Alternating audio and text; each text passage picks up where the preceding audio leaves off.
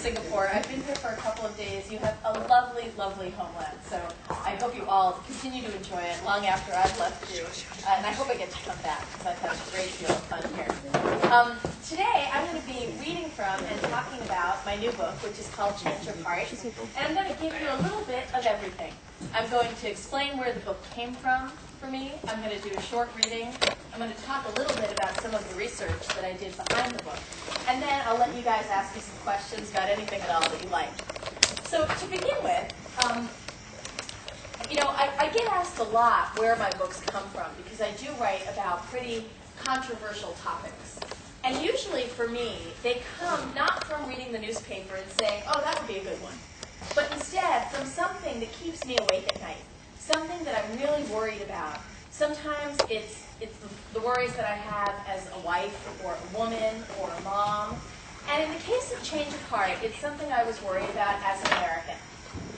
It feels to me like right now in America, like you could fold the whole country in half on a fault line of religion. And that all of the really big issues we fight over in my country tend to be determined by what you believe in your personal system of faith. Big issues like capital punishment and abortion and gay rights, the things that we all argue about in America, usually where you stand on those depends on what religion you subscribe to. And it got me wondering, how did religion, which I think was meant to unite people, become so divisive today in this world? And why do we believe the things we believe? Is it because we're right? Or is it because we're just too scared to admit that we might not know the answers? And I decided that I wanted to take a good, hard look at organized religion and to see where it began to splinter people apart. And I decided that I would look at it through the lens of one of those tough issues in America. And I picked capital punishment. I'm not going to tell you much else about it because I always like my characters to speak for me instead. So I'm going to do a short reading now. And you're going to be hearing from one of the four narrators in Change of Heart. His name is Lucius. He is an inmate at a maximum security prison in New Hampshire, which is the state that I live in. And he's going to be talking to you about what happened during one particular week in his life when a very interesting inmate who has been sentenced to death is moved into the cell next door to him. I have no idea where they were keeping Shayne Warren before they brought him to us. I knew he was an inmate here at the state prison in Concord. I can still remember watching the news the day his sentence was handed down. The rough stone of the prison exterior, the golden dome of the state house. His conviction was the subject of great discussion. Where do you keep an inmate who's been sentenced to death when your state hasn't had a death row prisoner for ages? As Shayne Warren was escorted in by 6 correctional officers wearing helmets and flak jackets and face shields, he turned to me. Maybe now would be a good time to tell you what I look like. My face was the reason I sometimes preferred to be hidden in this cell. The sores were scarlet and purple and scaly and spread from my forehead to my chin. Most people winced. Even the polite ones did a double take, as if I looked even worse than they remembered. But Shay just met my gaze and nodded at me as if I were no different than anyone else. I pulled out my headphones and turned on my television. It was 5 o'clock, and I didn't like to miss Oprah. But when I tried to change the channel, nothing happened. The screen flickered, as if it were resetting to Channel 22, but Channel 22 looked just like Channel 3 and CNN and the Food Network. A local news van was covering a fundraiser for a nearby children's hospital. The camera zeroed in on a girl with fairy tale blonde hair and blue half-moons beneath her eyes, just the kind of child they'd televised to get you to open your wallet. Claire Nealon, the reporter's voiceover said, is waiting for a heart. Well, boo-hoo, I thought. Everyone's got problems. I took off my headphones. If I couldn't listen to Oprah, I didn't want to listen at all. Which is why I was able to hear Shayne Warren's very first word on iTier. Yes, he said. And just like that, the cable came back on. You've probably noticed by now that I am a cut above most of the cretins in prison, and that's because I don't really belong here. It was a crime of passion. The only discrepancy is that I focused on the passion part and the courts focused on the crime. The irony, of course, is that no sentence imposed by a court for homicide could trump the one that's ravaged me in prison.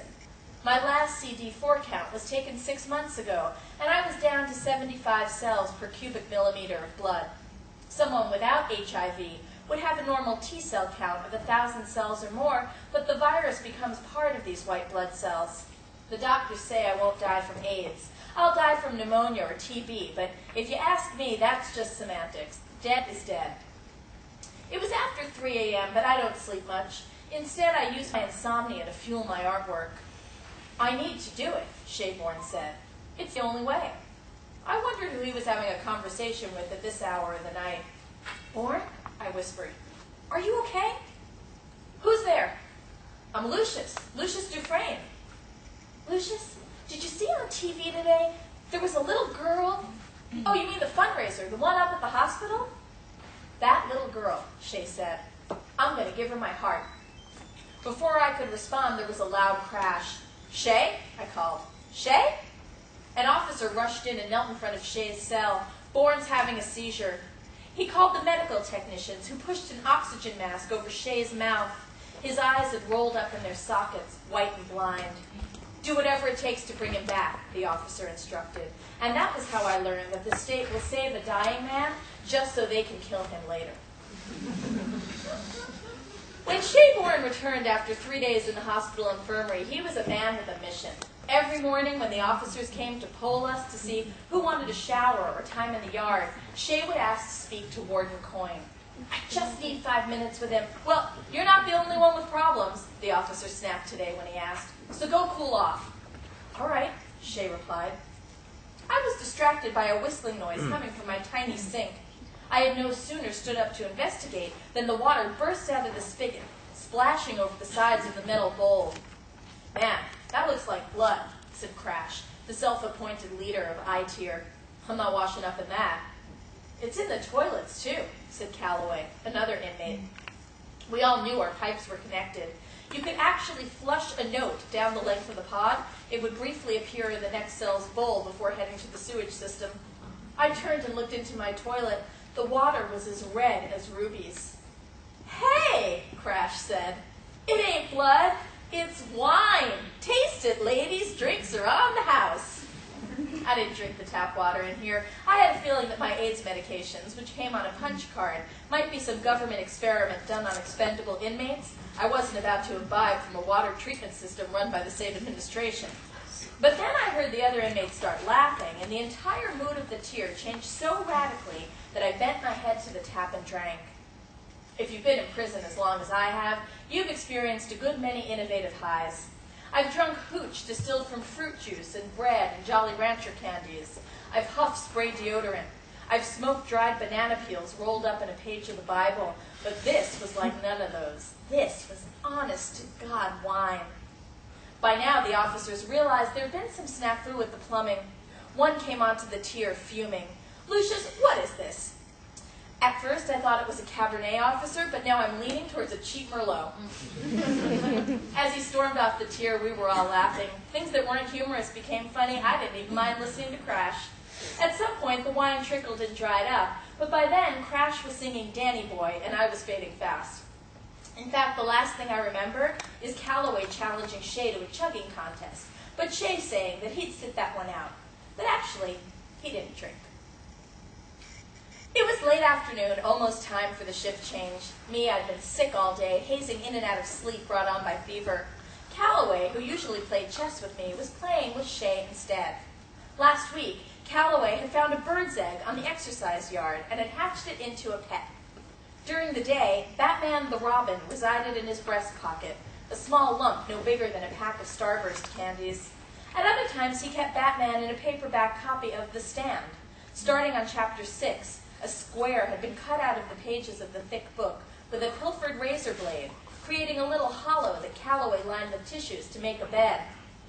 Hey, Calloway said, we haven't made a wager on this game. What do you have that I'd like? He thought for a moment. I want all your dessert for a month, Boran.